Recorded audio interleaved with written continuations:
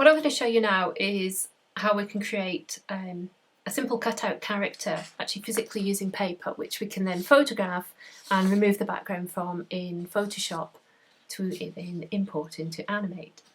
But you could draw something, equally you could draw sort of character heads, shapes and so on. It's the same kind of process of digitising it. So in this instance I'm going to create a really simple and slightly random perhaps orange, as in the fruit.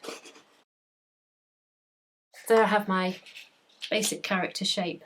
The scope to add a little bit of detail and then some very simple eyes.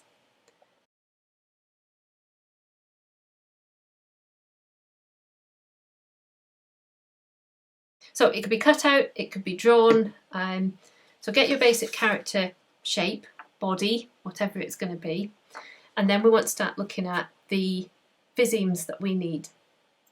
So I'm going to my character red lips, which should contrast quite nicely against that. And I'm just thinking to begin with, what sort of size does the mouth want to be? So I'm going to cut a strip of paper that is possibly the sort of maximum depth that I'd want the mouth shapes to be. So that's quite big on there. And I'm just going to very quickly cut. So that might be a sort of size of mouth, typically. I'm going to use my Visime storyboard here as a little template for planning. So I'm going to cut where the N is quite sort of oval shaped. I'm going to just cut that to a bit more of an oval, or a stretched oval. So I'm going to cut the basic mouth shapes to begin with. What's a good idea is just on the back of them, or what's going to become the back, is just write on what they are going to be. So we've got an N.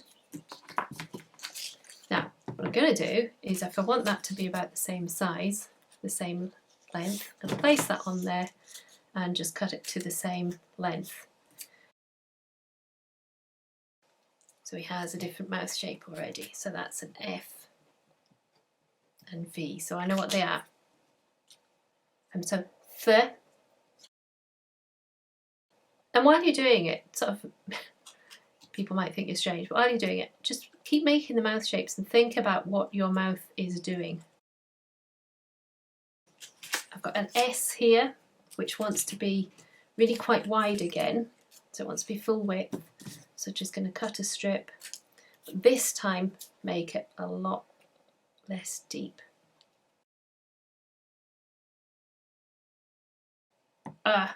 Is narrower. So I'm going to make that a bit narrower, but not as narrow as an oo. I might prepare that now. And then an oo, I might actually use this the other way. That's going to be that way, so it's quite a contrast in shape there. And so on. Then what we can do is, if we're looking at one where we think, right, we want some teeth in there, cut out some teeth, some white paper. So I'm going to do that by just cutting the top shape there to begin with.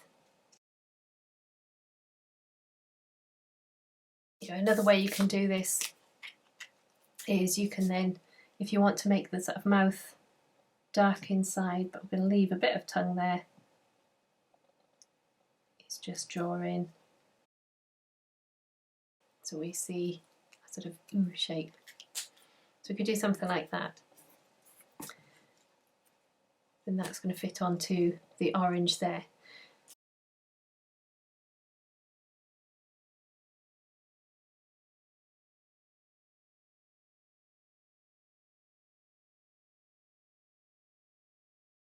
Once you've got all of these done, what you're actually going to do, we're going to photograph them, cut away the backgrounds in Photoshop, and then in Animate, effectively, we place one on our character, we take it away, we place the next one in. So the process in animation is called replacement, because we are physically replacing one mouth shape for the next to create the illusion of our character speaking. So once you've created your character, what you then need to do is just take some photos. So I'm going to take a photo here of the character head. What I can also do is you could potentially just sort of move the eyes a bit if you wanted to. I'll do another photo. And then take some of your visemes that you've created. And then we're going to open these up in Photoshop to prepare them.